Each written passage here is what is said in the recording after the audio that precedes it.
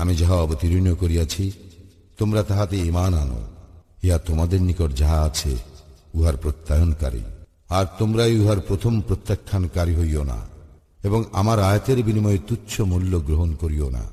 তোমরা শুধু আমাকেই ভয় করো। তোমরা সত্যকে মিথ্যার সঙ্গে মিশ্রিত করিও না, এবং জানিয়া শুনিয়া সত্য গোপন করিও না।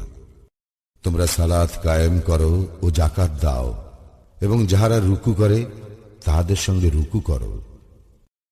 তোমরা কি মানুষকে সৎকর্মের নির্দেশ দাও আর নিজেদেরকে বিস্তৃত হও?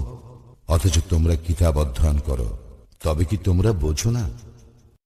তোমরা ধৈর্য ও সালাতের মাধ্যমে সাহায্য প্রার্থনা করো, এবং ইহা বিনীতগণ ব্যতীত আর সকলের নিকট নিশ্চিতভাবে কঠিন। তাহারাই বিনীত যাহারা বিশ্বাস করে যে তাহাদের প্রতিপালকের সঙ্গে নিশ্চিতভাবে তাহাদের সাক্ষাৎকার ঘটিবে এবং তাহারই দিকে তাহারা ফিরিয়া যাইবে।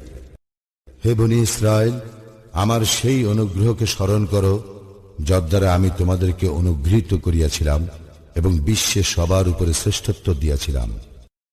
তোমরা সেই দিনকে ভয় করো যেদিন কেহ কাহারও কোনো কাজে আসিবে না, কাহারও সুপারিশ গ্রহণ করা হইবে না, কাহারও নিকট হইতে বিনিময় গৃহীত হইবে না, এবং তাহারা কোনো প্রকার সাহায্য প্রাপ্ত হইবে না।